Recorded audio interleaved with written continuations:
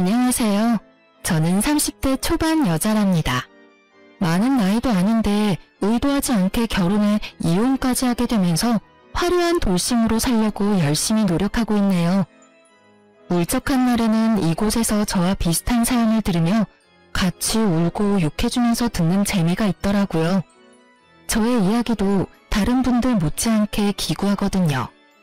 이곳에 마지막으로 대나무 숲 마냥 다 털어놓고 새롭게 시작하고 싶어 사연 남겨봅니다. 인생의 초년부터 제 인생은 불행했어요. 초등학교 때 어머니를 여의고 중학교 땐 아버지가 병으로 돌아가셨죠. 친할머니와 단둘이 대학 때까지 살았어요.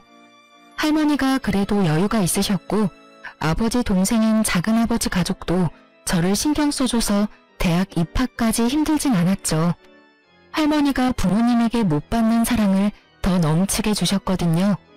하나뿐인 가족인 할머니가 노환으로 병을 얻으셔서 제가 대학 2학년 때 돌아가시니까 진짜 하늘이 무너지는 기분이 이런 건가 싶더군요. 이 세상에 혼자만 남은 기분은 정말이지 겪어보지 않은 사람은 모를 거예요. 한동안 허한 마음 때문에 방황을 했는데요. 앞으로 혼자 어떻게 살아야 할지 막막하더라고요. 할머니와 살던 집은 작은 아버지 소유였다면서 저한테 나가라고 하더군요. 저는 작은아버지가 얻어준 월세방에서 대학도 휴학한 채 공무원 시험 공부를 시작했죠. 취업 성공할 때까지 누가 뒤를 봐주지도 않을 거고 이 길이 아니면 난 죽는다는 마음으로 공부했어요. 1년 만에 합격해서 그렇게 구급 공무원으로 발령받아 일하게 됐답니다. 혜인 씨는 나이도 어린데 맨날 일만 해? 예쁘게 생겨서는 남자친구는 안 만들어? 아직 여유가 없네요. 사실 딱히 만나고 싶지도 않아요. 제 사정 잘 아시잖아요. 외로운 혜인 씨를 사랑으로 품어줄 그런 남자가 있을 거야. 가족을 만들고 아이도 낳고 그렇게 살아야지. 지금처럼 어리고 이쁠 때 얼른 좋은 남자 만나. 제가 매일 회사만 집만 오가니까 주변의 동료들도 항상 걱정 어린 관심을 많이 주시더라고요. 전 그냥 웃으면서 넘길 뿐이었죠. 어느 누가 고아인 며느리를 맡고 싶겠어요. 전 남한테 싫은 소리 하기도 싫고 듣기도 싫은 성격이라 그냥 나 혼자 밥벌이하며 살자는 비혼주의자였어요.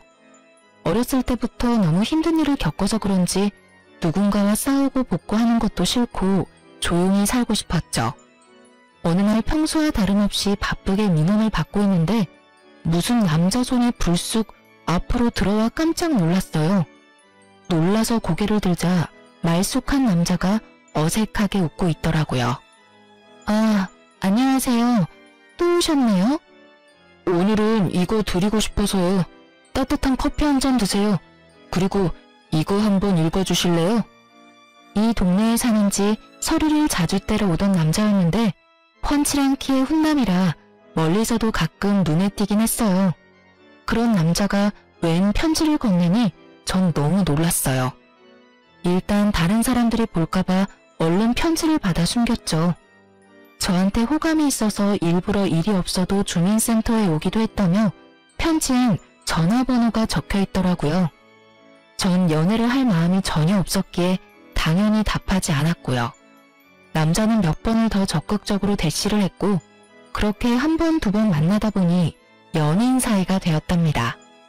사귀고 나서 얼마 되지 않아 남자친구의 집안이 이 동네의 유지인 걸 알게 됐고 건물이 2채나 있다는 거예요.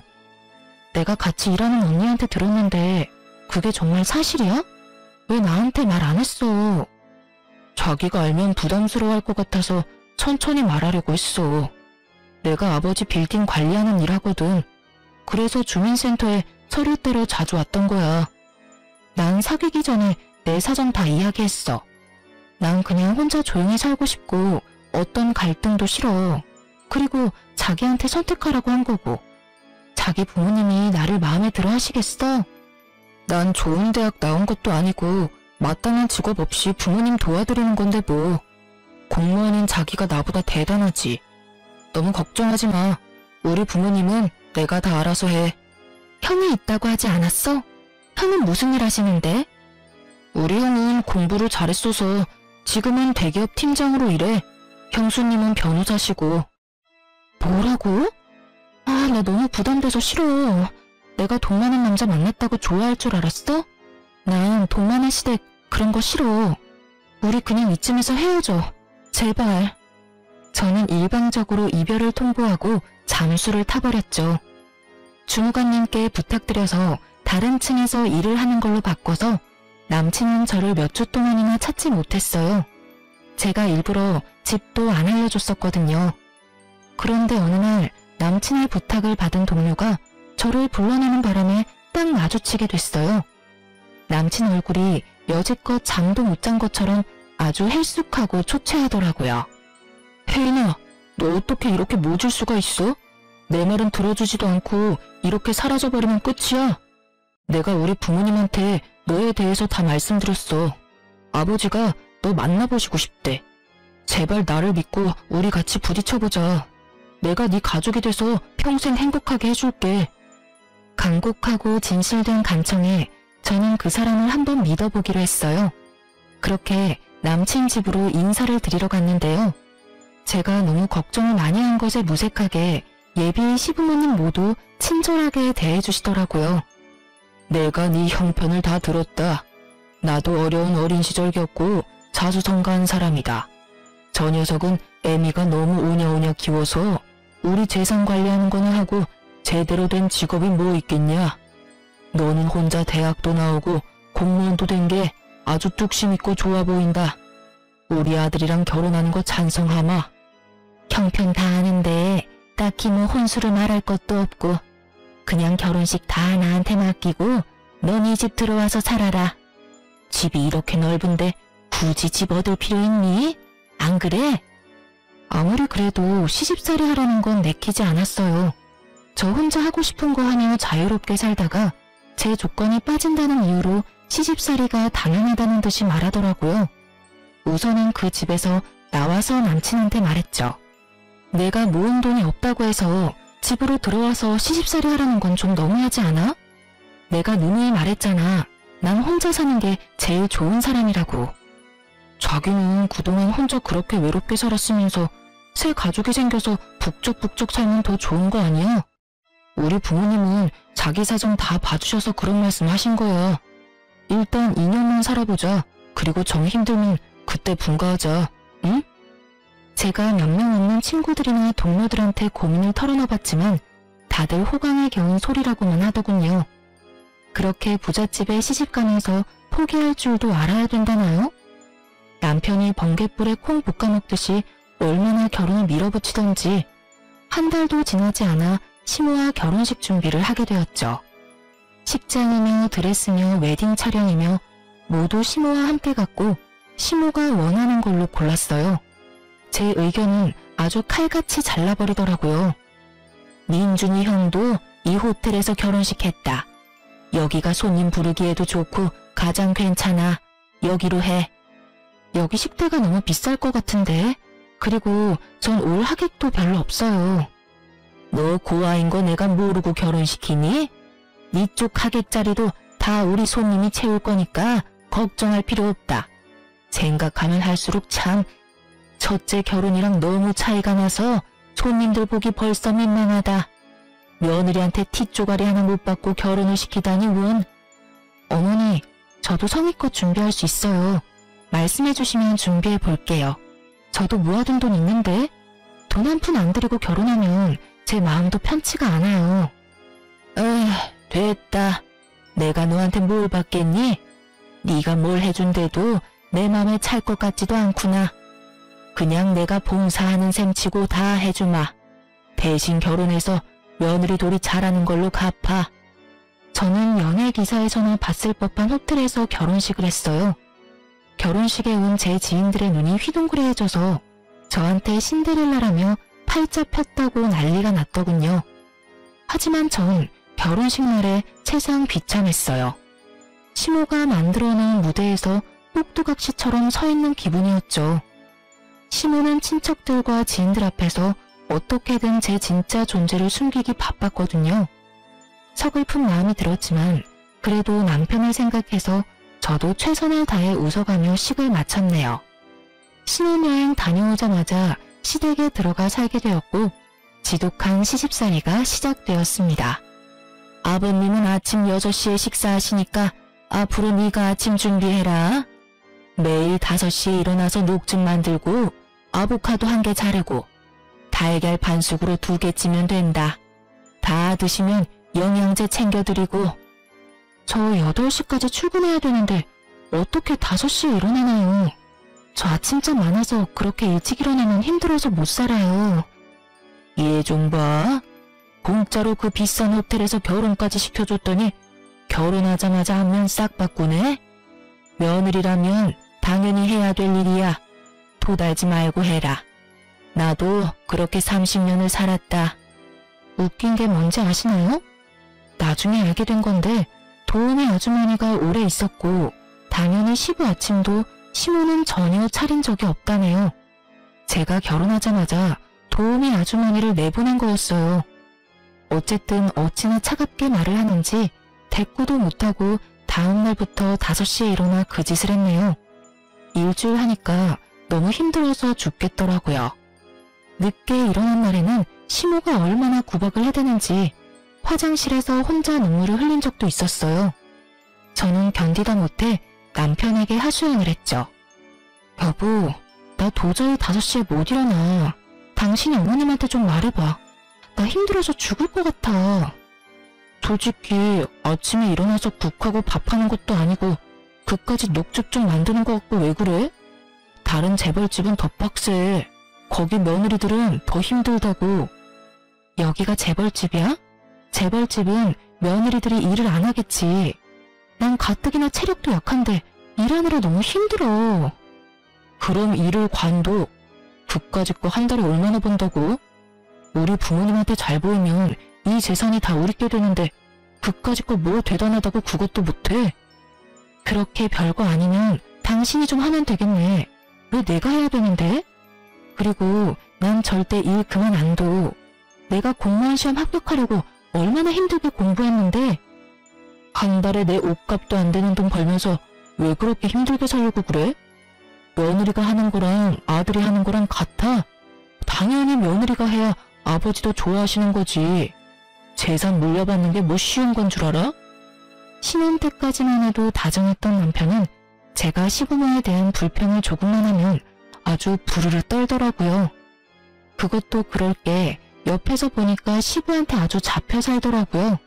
시키는 거 다 하고 대드는 것도 없이 항상 예스맨이었죠.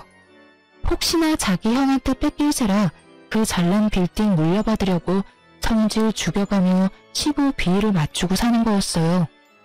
그러니 시부모는 저를 더 우습게 보고 아주 가정부 부리듯이 명령을 하는데 너무 화가 나고 스트레스가 쌓여갔죠. 이번 주말엔 커튼 좀 다 뜯어서 갈아라. 넌 없이 사느라 몰랐겠지만 커튼도 계절마다 가는 거야. 저 일하느라 너무 힘들어서 주말엔 쉬고 싶어요. 제가 커튼 업체 불러서 해결할게요. 저한테 시키지 말아주세요. 얘 말하는 싸가지 좀 봐. 그 업체 부르면 그건 누구 돈인데? 있는 집 시집 왔다고 아주 돈을 물 쓰듯이 쓰네. 그깟 푼돈 벌면서 지금 누구 앞에서 돈 번다고 유세야? 너 그 그지 같은 동사무소 당장 관둬. 집에 들어앉아서 살림이나 똑바로 해. 제가 그냥 참고 넘어가는 날이 많으니 시모는 점점 도가 지나치기 시작하더군요. 어느 날은 시모가 제가 일하는 주민센터에 와서는 제 앞을 알짱거리며 궁시렁대기까지 했죠. 별로 하는 일도 없어 보이는구만. 맨날 뭐가 힘들다고 거짓말을 해대? 도대체 얌전한 얼굴에 뭔 가면을 쓰고 있는지 알 수가 있어야지. 어머니, 지금 제가 일하는데 와서 뭐 하시는 거예요? 빨리 돌아가 주세요. 아니, 더우면 에어컨 쐬러 오고 추우면 히터 쐬러 올 수 있는 곳이 동사무소 아니야? 네가 뭔데 나한테 가라 말았니? 내가 뭐 너한테 볼 일이 있어서 왔다고 했니? 내 입으로 내가 말도 못해? 별것도 아닌 게 잘난 척은. 동료들 보기가 얼마나 민망하고 부끄러웠는지 몰라요. 가뜩이나 제가 결혼 잘했다고 질투했던 동료도 있었는데 이젠 시집살이 한다고 제 뒤에서 수군대더군요. 솔직히 혜인 씨가 엄청 이쁜 것도 아니고 잘난 것도 없는데 어떻게 결혼했나 했어. 역시 시집살이를 엄청나게 하나 봐. 하긴 그 부잣집에서 혜인 씨 조건이 마음에 들겠어. 그 시어머니 와서 하는 것 좀 봐. 집에선 얼마나 더 할까? 불쌍하다 불쌍해. 그러게 너무 차이가 나는 결혼한 데까지 뭐. 어쩌겠어. 다 감수해야지. 제 앞에선 아무 말도 안 했지만 자기들끼리는 제 이야기를 이러쿵 저러쿵 하니까 일할 때도 눈치가 보이고 위축이 되더라고요. 진짜 집에서도 괴롭고 직장에서도 괴로운 날들이 이어졌죠. 전 어릴 때부터 참는 것에 익숙한 삶을 살았어요. 그래서 시모의 괴롭힘과 남편의 무관심, 동료들의 연민을 가장한 은근한 따돌림을 묵묵히 견디며 그렇게 3년의 결혼 생활을 이어갔답니다. 겉으론 내색하지 않았지만 제 속은 아주 썩어 문드러졌죠. 특히 시모 때문에 정신과라도 찾아가고 싶을 정도로 우울증에 시달렸어요. 특히 명절에는 제가 대부분의 음식을 해야만 했는데요. 남편 말로는 원래 도우미 아주머니와 시모가 같이 준비했었다고 하던데 저한테 그 많은 걸 다 시키더라고요. 저도 할머니랑 살 때는 귀한 손녀였어요. 그래서 음식 해본 적도 별로 없었고요. 근데 저 혼자 명절 음식을 다 하라니 진짜 기가 막혔죠. 남편이랑 다른 가족들 모두 제가 해야 된다고 강요를 하더라고요. 시모는 내가 하고 있으면 자기가 와서 마무리를 한다더니 정작 소파에 누워서 손톱이나 다듬고 있었어요. 그렇게 처음 만난 명절에 된통 당하고 나서 명절 트라우마가 생길 정도였죠. 그래서 두 번째 만난 설날에 한번 뒤집어 엎은 적이 있어요. 첫 번째 명절엔 그러려니 넘기려고 했는데 두 번째 맞은 설날에도 형님은 설날 당일 점심에 와서 밥만 먹고 봉투만 주고 가려고 하더군요. 설날에도 출근해야 한다면서요. 더군다나 저한테 대하는 것과는 너무 다르게 사근사근한 시모를 보니 부하가 치밀더군요. 아무리 바빠도 같은 며느리인데 형님은 와서 밥만 먹고 가는 건 아니지 않나요? 여보, 왜 이래? 떡국 잘못 먹었어? 형수님이 얼마나 잘나가는 변호사인데 엄청 바쁘다고. 아, 미안해 동서. 내가 요리는 젬병이고 내가 명절에 더 바쁜 건 사실이야. 너 미쳤어? 아니, 지금 하늘 같은 형님한테 이게 무슨 태도야? 너는 고아에다 근본도 없는 주민센터 시다발이고 얘는 국내 최고 로펌 변호사인데 같은 며느리라고 같은 대접이라도 받고 싶어? 기가 막혀 진짜. 시모가 저한테 상스러운 말까지 해대며 비난하는 동안 아무도 제 편을 들어주지 않더군요. 심지어 남편은 시모를 말리기는커녕 잘못했다고 빌라더라고요. 저는 서러운 마음을 참지 못하고 그렇게 집을 뛰쳐나갔어요. 그 후로 어떻게 됐을 것 같으세요? 너 나간 김에 아예 완전히 나가버려. 그냥 짐 싸서 나가라고.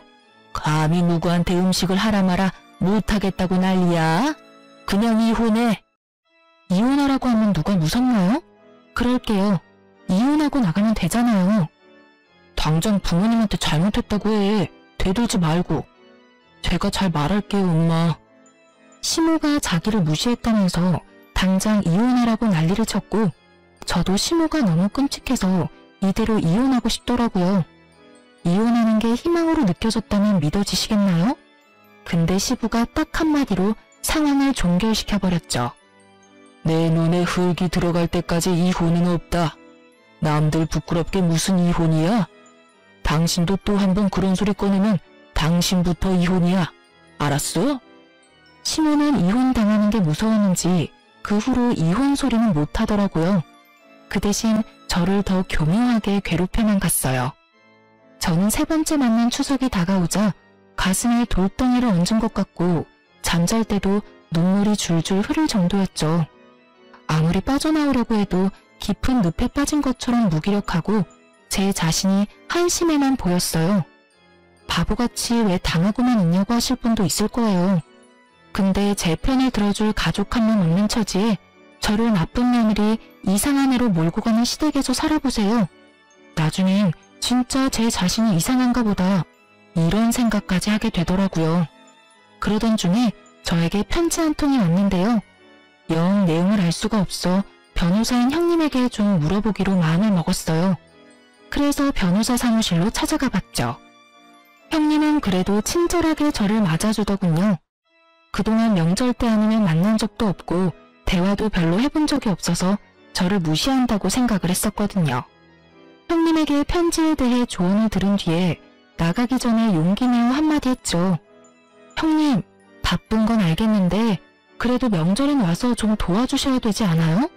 저 혼자 그 많은 음식 해야 되는데. 나도 참 난감하네. 지금까진 도우미 아주머니 여러 명이 음식 준비해서 난 그런 부담이 전혀 없었는데. 나도 동서 혼자 땀 뻘뻘 흘리며 하는 거 보면 당연히 마음 편치가 않아. 어머니가 왜 갑자기 그러시는지. 제가 마음에 안 들어서 그러는 거죠. 저 골탕 먹이려고요. 제가 언제까지 버틸 수 있으려나 싶네요. 형님의 두루뭉실한 대답을 듣자 역시나 내 편은 아니라는 생각이 들더군요. 그렇게 지옥 같은 추석 전날이 찾아왔어요. 근데 아침에 초인종이 울려 나가보니 형님이 카트에 뭘 가득 싣고 왔더라고요. 아니 네가 이 아침부터 웬일이니? 이번 명절엔 뭐 휴가라도 낸 거니? 나야 우리 큰며느리 얼굴 보니 반갑고 좋네. 내일 못 올 것 같아서 오늘 대신 왔어요. 동서 이것 좀 받아줘. 다 주방에 놔주면 돼. 아니 이게 다 뭐니? 먹을 걸 사온 거야? 네, 명절 음식 다 사왔어요. 송편도 유명한 떡집에서 넉넉하게 사왔고요. 제가 아는 유명한 한정식집에 일부러 부탁해서 예약 걸어서 사온 거예요. 음식 만들려고 장도 다 봐왔는데 덜컥 이렇게 사면 어쩌니? 말이라도 해주지. 미리 말씀드리면 당연히 필요 없다고 하셨을 거 아니에요? 장 본 건 나중에 해먹으면 되는 거고 이번 추석엔 제가 사온 음식으로 명절 지내세요. 제 성의 봐서라도요.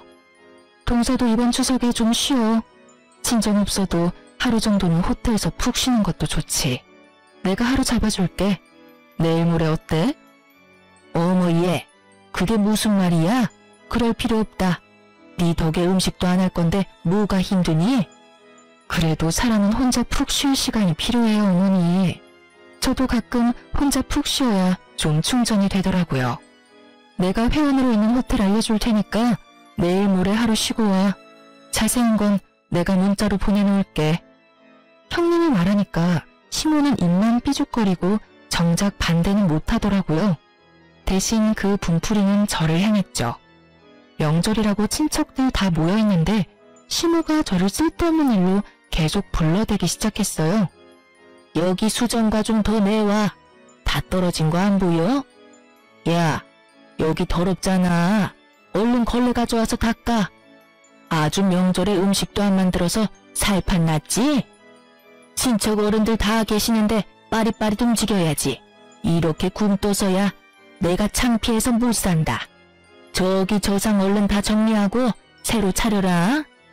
저는 더 이상 참을 수가 없었어요. 시모가 큰 소리 칠 때마다 친척들도 저를 보며 수군거렸고 눈빛을 주고받으며 키득거리기까지 했어요. 제가 왜 이런 취급을 받아야 하는지 부하가 치밀었죠. 저를 무슨 시종 부리듯이 야야 거리는 시모 면상에 결국 못 참고 벌레를 집어 던졌죠. 야, 이게 미쳤나? 너 지금 나한테 걸레 던졌어? 너 정신 나갔어? 이제 사람 좀 그만 괴롭혀요. 당신 때문에 정신병 걸리기 직전이니까. 이 미친 할망구야, 적당히 좀 하라고. 야, 너 미쳤어? 어머니한테 무슨 말버릇이야. 당장 무릎 꿇고 싹싹 빌어. 당장. 싹싹 빌어야 될 건 너랑 네 엄마야. 사람 취급 안 하고 괴롭히는 게 즐겁니? 네가 중딩이야? 이 마마 파파보이 새끼야. 그깟 재산 받으려고 네 마누라가 어떤 취급받는지 뻔히 알면서 모른 척이나 하고 평생 지켜준다며, 울타리가 돼준다며, 이 비굴한 자식아. 역시 머리 검은 짐승은 함부로 거두지 말라고 했어. 어디서 굴러먹던 고환용 받아줬더니 남 부끄럽게 친척들 앞에서 이게 무슨 짓이야? 민준이 너 당장 네 마누라 무릎 꿇리지 못해? 남편이 시모 말을 듣자마자 제 어깨를 잡아 누르면서 억지로 무릎을 꿇리게 하는 거 있죠. 제가 남편을 확 밀어버리자 남편이 눈을 번뜩이더니 제 뺨을 때리는 게 아니겠어요? 뺨을 맞는 순간 제 눈에서 별이 반짝하더군요. 저도 질세라 남편 뺨을 갈겨버리고 머리통도 마구 때려버렸어요. 야, 나 더 이상은 너랑 못 살아. 부모한테 한 푼이라도 더 받으려고 빌빌대는 이 한심하고 찌질한 놈아. 야, 너 미쳤어? 이 거지 같은 게 지금 누굴 때려? 이쁘다 이쁘다 해주니까 간이 배 밖으로 나왔냐? 그래서 내가 집안 보고 결혼해야 된다고 했지? 보고 배운 게 없으니 이렇게 상스럽게 굴지. 너 당장 얘랑 갈라서라. 애 없을 때 버려버리라고. 사람들 앞에서 며느리한테 야야거리는 게 더 저지르고 상스러운 거야, 이 아줌마야. 갈라서라고? 웃기고 있네. 내가 네 그지 같은 아들 버리는 거야. 알았어? 저는 그 길로 그 지옥 같은 집구석을 나왔어요. 사실 그 전에 제 명의로 아파트를 미리 구해놨었죠. 혼자만의 공간에 있으니 그제야 숨통이 트이고 진짜 살 것 같더군요. 저는 미리 상담했던 변호사와 바로 소송을 시작했어요. 소장을 받은 남편이 전화를 했더군요. 어쨌든 정리는 해야 했기에 카페에서 만났죠. 남편이 저를 보며 한심하다는 듯이 혀를 차는 게 기가 막혔어요. 지 부모 없으면 백수 주제에 뭐가 잘났다고 저러는지 말이죠. 이혼 소송은 아무나 하는 줄 알아? 그거 하면 돈이 얼마나 들어가고 시간이 들어가는데 네 쥐똥 같은 월급으로 감당할 수 있겠어? 너랑 네 엄마 엿먹일 돈은 충분히 있으니까 걱정 끄셔. 내가 그동안 살았던 정도 있고 하니까 합의금 명목으로 돈 좀 줄게. 소송 취하하고 그냥 합의 이혼이나 해. 대신 우리 집에서 있었던 일은 발설하지 않는다는 각서 하나 써. 아, 진심으로 웃겼다. 야, 니네 집이 뭔 삼성, 현대, 재벌집이야? 다 아침 드라마 많이 본 네 엄마 머리에서 나온 거겠지. 그래서 각서 써주는 조건으로 얼마 줄 건데? 5천 줄게. 우리가 4년밖에 안 살았는데 그 정도면 많이 주는 거야. 고작 5천 갖고 재벌 코스프레를 하시겠다? 그딴 조건 내걸려면 10억은 가져와야지. 소송 이기면 그거보다 많이 받겠다. 좋은 변호사나 구해. 우리 형수님이 로펌 최고 변호사인데 너 감당할 수 있겠어?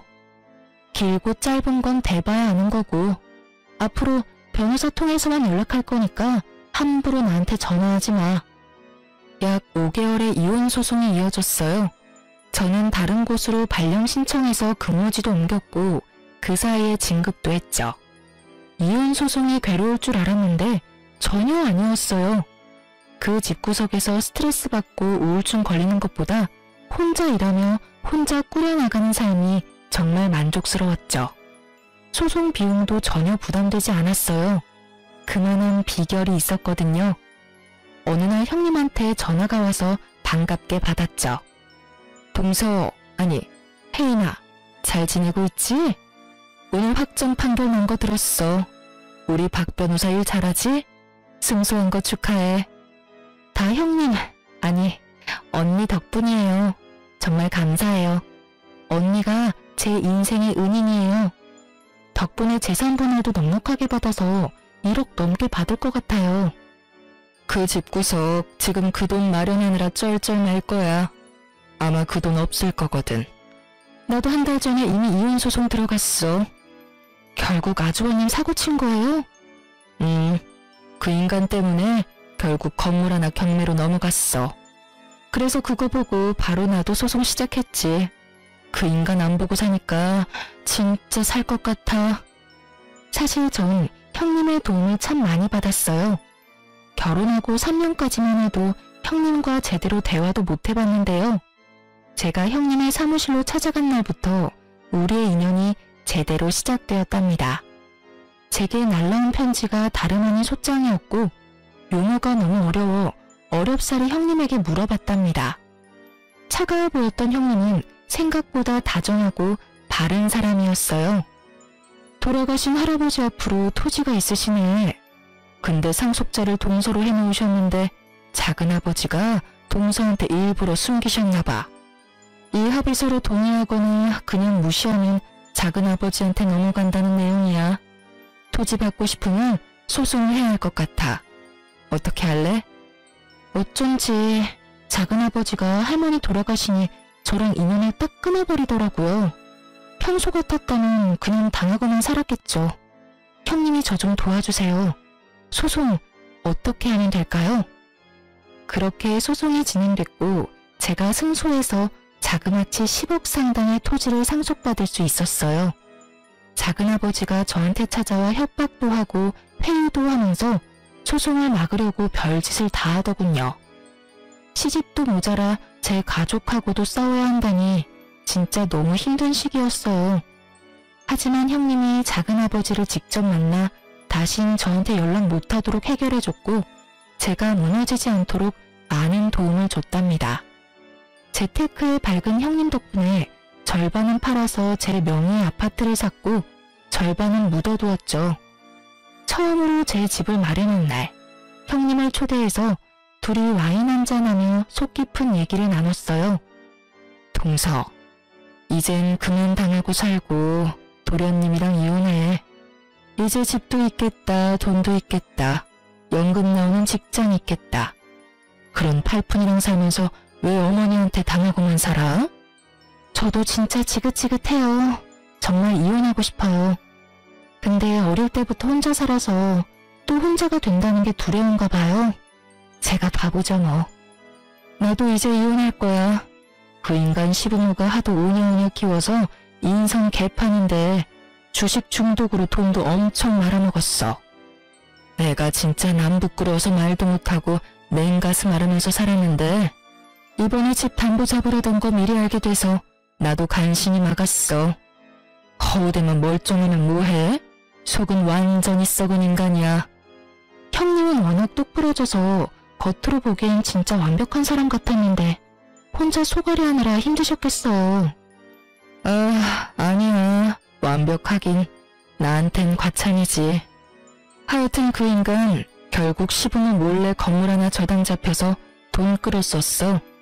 진짜 그거 보니까 제정신으로 사는 것 같진 않더라고. 중독이구나 싶어서 얼른 갈라져야겠다고 마음먹었지.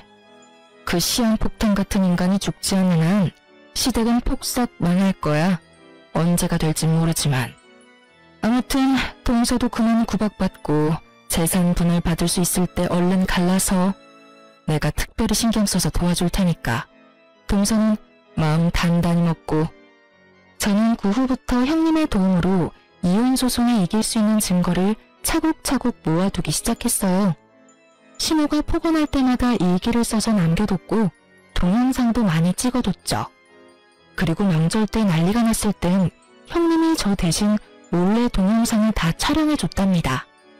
형님과 친분이 있는 변호사와 그렇게 소송을 진행했고 당연히 제가 승소하게 된 거죠. 형님 역시 몇 달 후 당연히 승소했고 거액의 위자료와 재산 분할을 받아냈다고 하더라고요. 거기다 시부도 건설업을 무리하게 시작해보려다가 빚을 엄청 지고 있던 상태였는데 결국 갚지 못해서 갖고 있던 건물 2채를 다 처분해서 빚잔치를 했다고 하더군요. 말 그대로 진짜 쪽박을 찬 거죠. 아주 꽃이다고 생각하고 있었는데 세상에 신우한테 전화가 온 거 있죠? 네가 일하는데 찾아가 보니까 다른 데서 일한다고 하더라. 오랜만에 얼굴 보고 싶었는데 얼마나 아쉬웠는지 몰라. 혼자 살면서 밥은 잘 먹고 다니니? 외롭고 힘들지는 않고? 뭐 잘못 먹었어요? 우리가 따뜻하게 안부 물을 사이에요. 다신 전화하지 말아요. 예. 끊지 말고 잠깐 얘기 좀 하자. 내가 요즘 네 생각이 얼마나 나던지 꿈에도 네가 나와서 울고 그러더라. 그래서 뭔 일이 있나 걱정이 돼서 전화한 거야. 우리 민준이도 맨날 네 얘기하면서 울면서 자는 것 같더라. 내가 얼마나 마음이 아프던지. 우리 민준이는 너 없이는 못 살 것 같더라. 그냥 다시 합치면 어떠니? 미쳤어요? 그 집구석 다 망한 거 세상이 다 아는데 돈 한 푼 없는 백수랑 내가 왜 재결합을 해요? 여전히 주제도 모르고 양심도 없네. 쓸데없는 소리 계속 짓거릴 거면 끊어요. 또 전화하면 가만히 안 있을 줄 알아요? 아가야, 제발 우리 민준이 한 번만 받아줘. 아주 폐인이 돼서 내가 옆에서 포기가 안 됐다. 그래도 우리가 한 가족이었는데 어떻게 이렇게 매정하게 구니? 아이고, 내 팔자야. 이젠 너한테까지 내가 구걸을 하고 아주 못 산다. 아주 혼자 울면서 신세 한탄까지 하길래 그냥 끊어버렸고 심호 번호는 차단해버렸답니다. 어이없게도 며칠 후엔 전 남편님이 제 아파트 앞에서 저를 기다리고 있더군요. 여길 당신이 어떻게 알고 왔어? 내 뒤라도 캔 거야? 이번엔 콩밥 한번 먹어볼래? 여보, 내가 다 잘못했어. 내가 이렇게 빌게. 난 당신 없이는 못 살아. 내가 당신이 원하는 건 뭐든지 다 할게. 나 좀 다시 받아주면 안 될까? 네 엄마랑 너랑 짰어? 갑자기 쌍으로 왜 난리야? 형님한테 뭔 말이라도 들었나 봐. 왜? 내가 돈이라도 좀 있어 보이니까 없던 마음이 짠하고 생기디? 어? 아니야. 우리 집이 어려워진 건 알고 있어? 갑자기 이렇게 돼버리니까 그동안 날 이해해주고 사랑해준 건 당신밖에 없었다는 생각이 들었어. 여보, 내가 집안일 살림 다 할게. 이런 사랑 싸움은 1년만 지나면 다 아물기 마련이야. 우리가 나이 들어서 생각해보면 다 아무것도 아닐 일이라고. 1년만 지나면 아물어? 이 못된 인간아. 네 엄마한테 당해서 받은 상처는 내가 죽을 때까지 못 잊을 거야. 네 엄마 닮은 사람만 길거리에서 만나도 가슴이 철렁해. 너랑 네 가족이 나를 얼마나 죽을 만큼 힘들게 만들었는데. 뭐? 재결합을 해? 누구 좋으라고? 폭삭 망하니까 네가 나이 많은 백수라는 걸 처절하게 깨달았나 봐. 아, 그래. 너 능력 있다. 인정해주니까 좋아? 그래도 내 덕에 너도 부잣집 사모님 소리 들으면서 어깨 으쓱하면서 살았잖아. 그니까 너도 날 좀 도와줘야지. 내가 지금까지 직장 다녀본 적이 없는데 이 나이에 어떻게 취직을 하냐? 사업이라도 시작해보게. 당신이 돈 좀 빌려줘. 당신 능력 있고 돈도 있잖아. 내가 뭔 돈이 있어. 나한테 항상 근본 없는 거지라고 하더니 왜 거지한테 돈을 빌려? 머리에 총 맞았어? 부모 덕에 지금까지 공과금도 제대로 못 내는 주제에 사업 같은 소리 하네. 머리에 똥 만들어서는. 당장 꺼져. 또 찾아오면 그땐 경찰 부를 거니까. 저는 제 팔을 잡고 늘어지는 놈을 사정없이 밀쳐내고 집으로 뛰어들어가 버렸어요.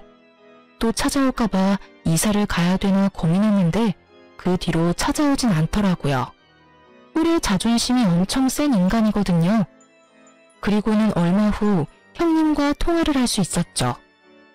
혹시 도련님 찾아가고 그러지 않았어? 아, 미안해. 전 남편이 자꾸 찾아와서 날 얼마나 괴롭히는지. 돈 달라고 아주 지랄을 하더라고. 말싸움하다가 나도 흥분해서 동서도 부자 됐다는 말을 실수로 흘려버렸네. 진짜 미안해. 아니에요. 오히려 통쾌하네요.